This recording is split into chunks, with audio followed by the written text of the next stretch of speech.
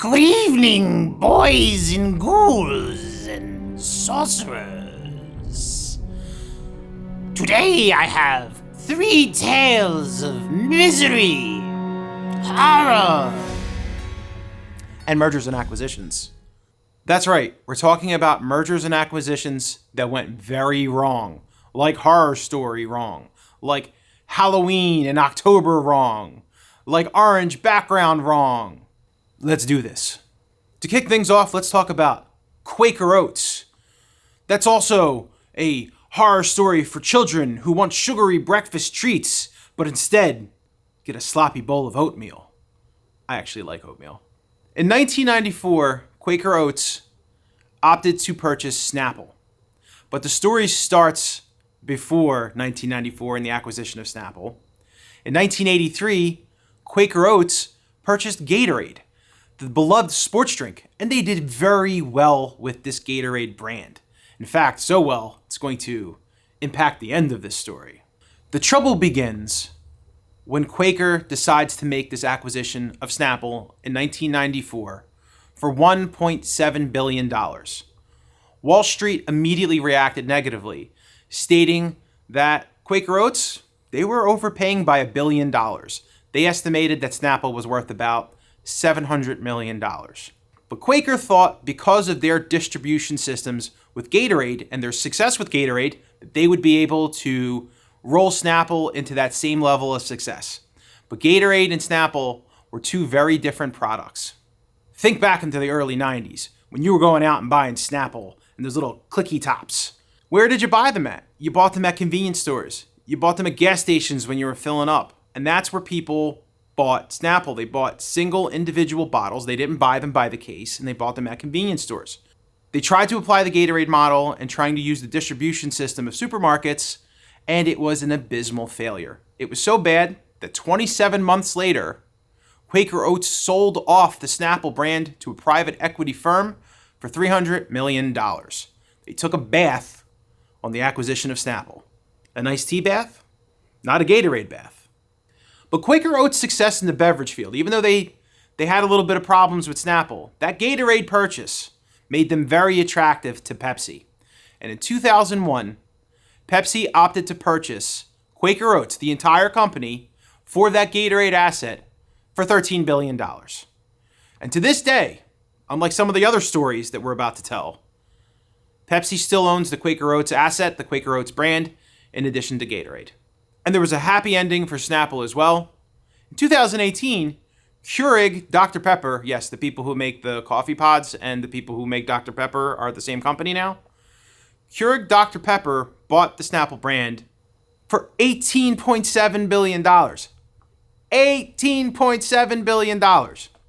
On to our next story. And this is one of my own selection. I looked at some other historical articles and articles that talked about the worst business deals in the history of business. But this one is mine. I picked this. And I've talked about this on this channel before, but not many people watched that video. So I'm going to talk about this horror story again. And it's Hewlett-Packard. Hewlett-Packard went on an acquisition bender that lasted almost 2 decades. And man, did it ruin quite a few companies, and it sent a couple people to jail. It started in the year 2000 when HP was one thing, decided to buy Compaq. And they bought Compaq for $25 billion. And that starts HP's trend towards home computing. They wanted to be the most dominant home computing company in the market, in America, in the world. But eventually, Gateway and Dell become number 1 until they're not. By 2008, the company starts to shift to more of a services, enterprise, software focus. And to make that happen, they bought EDS, Electronic Data Systems, which was owned by Ross Perot, the one-time presidential candidate. They buy EDS for $14 billion to transform the company and to transform their offerings. So now they have this services company and they're like, what else can we sell our customers? And the first thing they think about is enterprise network services. So they buy a company called 3Com for $2.7 billion. They do networking technology. This acquisition is so they could be competitive with Cisco. In 2011, HP makes a big mistake. They buy a company based in the UK called Autonomy for $11 billion. I'm going to make a very long story short. This company was not worth $11 billion. And the people who own this company ultimately and eventually go to jail for cooking the books. But this kicks off a series of doubt and questioning around the business strategies of HP, and it fundamentally breaks the company. It literally breaks the company. In 2014, Hewlett-Packard announces that they are splitting into two individual companies. Hewlett-Packard Enterprise and HP Inc. Inc. Get it, like printer ink, because that section of the company was focused on the PCs and home electronics and enterprise electronics, like the physical assets and the physical products. Hewlett-Packard Enterprise, again, the business focus and service focus side of the company, goes out and buys another networking technology company called Aruba for $2.7 billion. So now they're spending more cash to get more services, more offerings, to be more competitive with the companies that are emerging in the early 2010s. But then they realize they need to get capital back. They need money back. And they need to stop hemorrhaging money. So they decide to do this thing called a spin merge.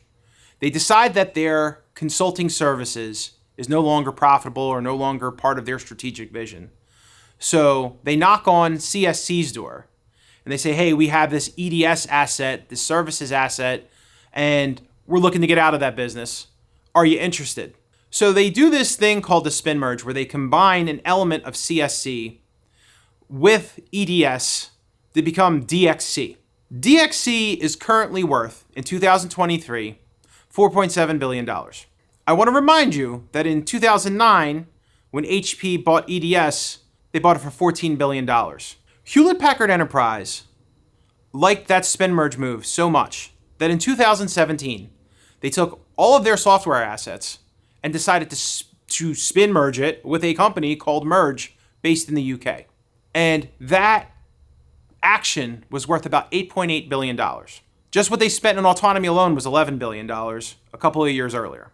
Hewlett-Packard Inc. also retained some of the legacy autonomy software, and they sold off those assets to a company called OpenText for $170 million. So you went from $11 billion, and again, I don't know the breakdown of the assets, what was left with HP Inc., but they sold those assets over to OpenText for $170 million. And then OpenText bought the entirety of Merge software for $6 billion in 2022. Good luck following all of that. But here's a situation where a company is desperately trying to keep up with the industry. Instead of innovating, they decide to buy.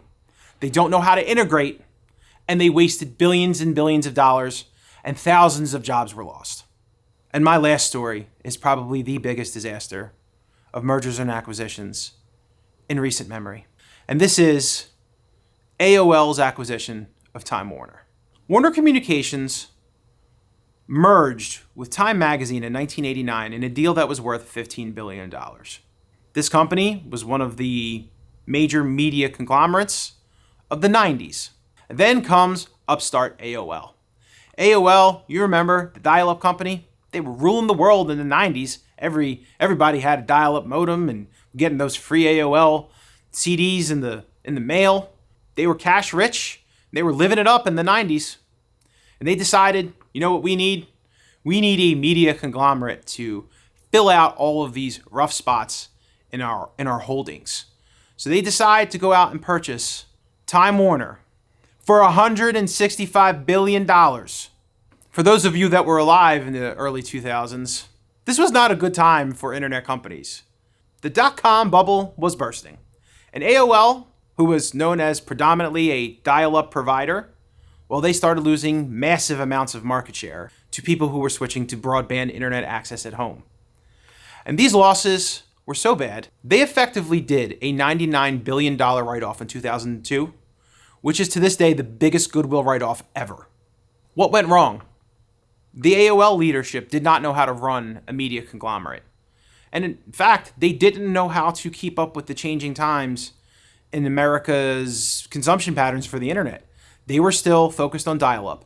But meanwhile, the travesty is Time Warner actually had broadband internet access assets. So they could have rebranded, merged, and consolidated all of these offerings and helped AOL evolve to a broadband service provider. And then they also had all of this media content.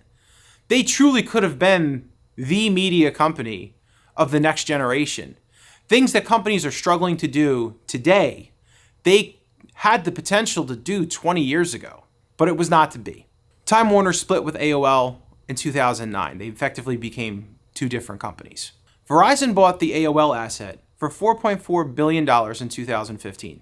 Verizon competitor AT&T bought Warner Media in 2018 for $85 billion. That was another disaster. AT&T didn't know how to run a media company. Sound familiar?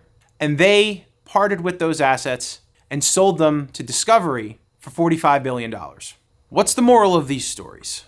Mergers and acquisitions are difficult. Having a true strategic vision is difficult.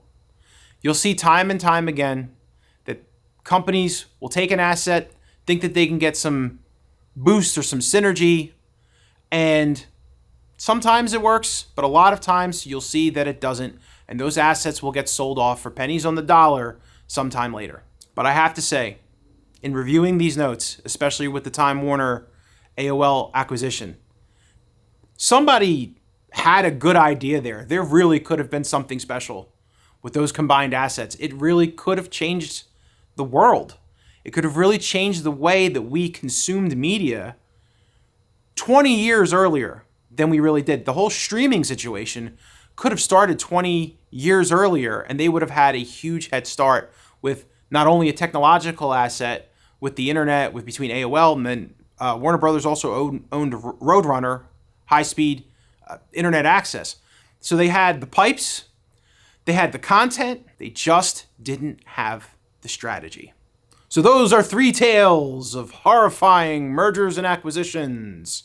I hope I don't leave you with too many nightmares. Okay, monsters. Ooh, look at that big, scary monster. Ooh. You have no idea how long it took me to find that clip from Monster Squad. You have no idea to get a clean copy of that particular clip with the mummy. Took forever. Thank you for watching this video. I hope that you enjoyed it. I hope you found that it was entertaining, somewhat educational, and I'll be back with another video in 2 weeks. Take care.